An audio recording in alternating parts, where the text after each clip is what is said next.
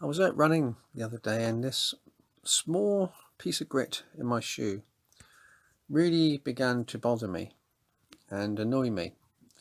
And this piece of grit was really small, like 63,000 times lighter than I am, and sort of 3,200 um, difference in height than I am. So I was 3,200 feet taller than it compared to the piece of grit.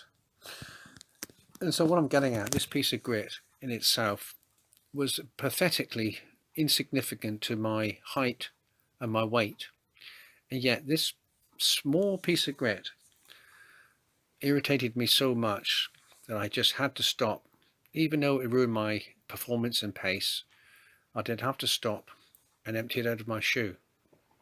And I learned a really good lesson from that with the power of persistent prayer. And you might wonder, when you're praying about something, you're praying about your future wife, future husband, or some other thing in life that's important to you, and you really feel insignificant and weak and feeble, as if you're going to make no difference, your prayers, to the outcome of what you really long for. And that's why the Lord Jesus told us to always pray and not to give up, not to faint.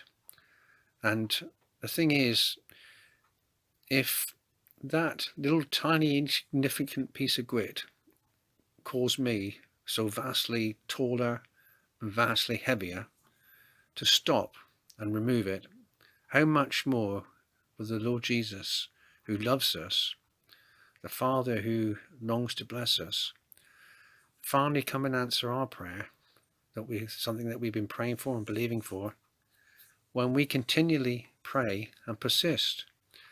The thing is, we don't annoy the Lord, not like the piece of grit did to me.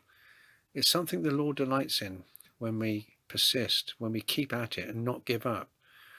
Like the parable of the widow.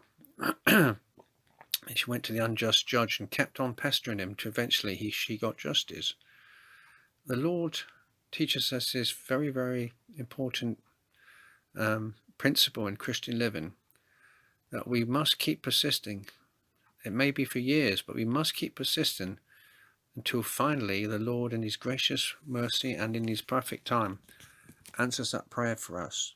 But the key thing is to keep praying and not to give up, and to know that your prayer, however small it might seem and however feeble, really is making a difference in the bigger picture for your future.